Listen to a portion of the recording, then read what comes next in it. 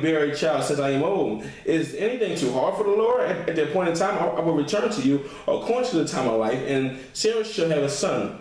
But Sarah denied it, saying, I did not laugh, for she was afraid. And he said, no, but you did. We need a woman just like Elizabeth, just like Sarah, who was barren. We also meet a woman who was just like Elizabeth, old in age. But it states that Sarah was way past, she's like what, 80, going on 90? Way past the age of childbearing, way past the age of childbearing, way past it. She was way past it. Now, Sarah is older than all the women that we talked about so far, even the one next after this one, who is Rachel. She's way older than her. Now, God made it clear to Abraham that when he called him out, we made it clear that he would give him a seed, because Abraham says, well, Father, well, God, I had no one to leave my house to, my possessions to. I only have my servant. And God says, you will have a son. And 5 years went by. 10 years went by. You're like, well, what the heck? 12 years, 20, 15 years went by. Nothing happened. But God reminded him, my man, you will have a child. God promised to bring forth a promised son named Isaac to them. He said, by this time next year. By this time next year. Now, if you understand with Mary, Elizabeth, and Hannah, that God never tells them when they're going to get pregnant. Especially with Hannah, he never tells her when she's going to get pregnant at all. With Elizabeth and Mary, he tells them that they would give birth to a child and call his name Jesus, call his name John.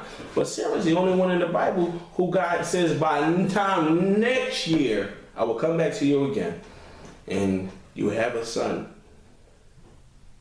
It says that Sarah laughed when she heard this. She says, well, Dad, I should have a baby in my old age? What, I can't enjoy I can enjoy being old now? I couldn't enjoy having a son or a child, but now I can't enjoy being old either?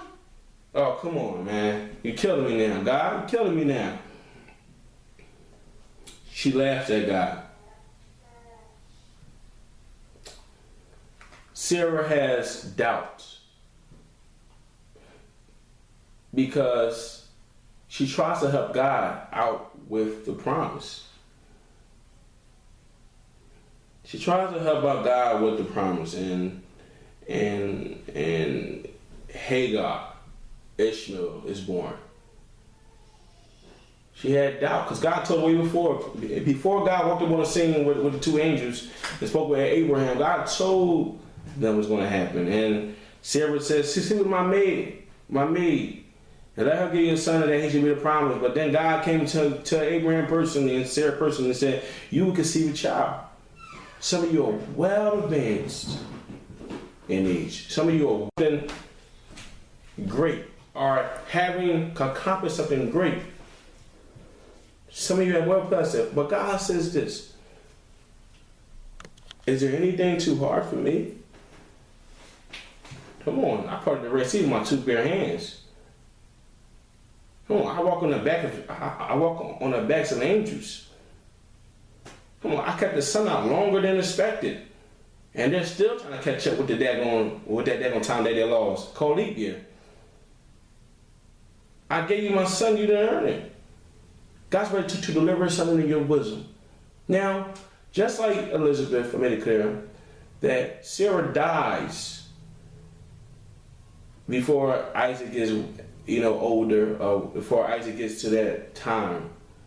So some of you are the result of a Sarah. The result of laughter and doubt, or the result of it. Just like Isaac, God was going to favor you. Isaac was favored forever. He was favored. Everywhere Isaac went, he was favored. He done great things. And he lived to be an old man. And brought forth 2 sons. And out of them 2 sons, one of them sons brought forth 12 sons. And out of them 12 sons, one of them sons brought forth a son. And then the rest is history. And then we have Jesus. We meet a woman also in Genesis chapter 30 named Rachel. Chapter 30, verse 1, named Rachel. 1 through 4, and then we go to 22 to 24. And it says that now when Rachel saw that she was bored, Jacob no children, Rachel envied her sister and said to Jacob, "Give me children or else I die." And Jacob's anger was aroused against Rachel, and he said, "Am I in the place of God who has withheld from you the fruit of the womb?" So she said, "Here is my maid, Blah. Go into her, and she will bear a child on my knees, that I also may have children by her." Then she gave him Bella, her maid, as wife, and Jacob went into her. And verse 22 to 24 says this, "Then God remembered Rachel, and God listened to her and opened her womb. And she conceived and bore a son and said, 'God has taken away my reproach.' So she called his name Joseph and said, 'The Lord shall add to me another son.'" You go to Genesis 35, verse 16. And it says this, "Then they journeyed from Bethel. When there was but a little distance to go to Emphra, Rachel labored in childbirth, and she had hard labor. Now it came to pass, when she was in hard labor, that the midwife said to her, 'Do not fear, you will have this son also.' And so it was, as her soul was departed from her, for she died, that she called his name Benjamin." It says Beno, but his father called him Benjamin. So Rachel died and was buried on the way to Emperor, that is Bethlehem.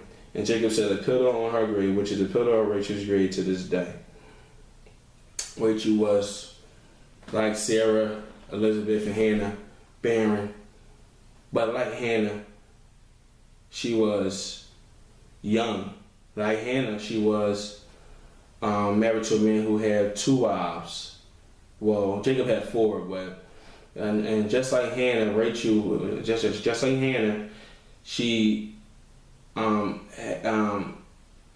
she was mocked and teased and picked on because she couldn't choose have children. She envied her sister because she couldn't have children. So that's my bad. She envied Rachel.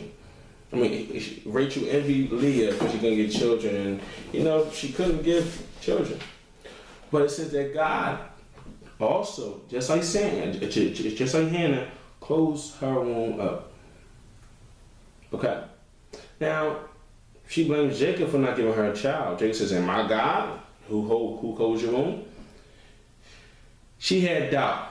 Because, verse 3 says that she told Jacob to go into her maidservant that she can bear a son to him, just as Sarah did. Now you see the connection to all these women, they have a connection.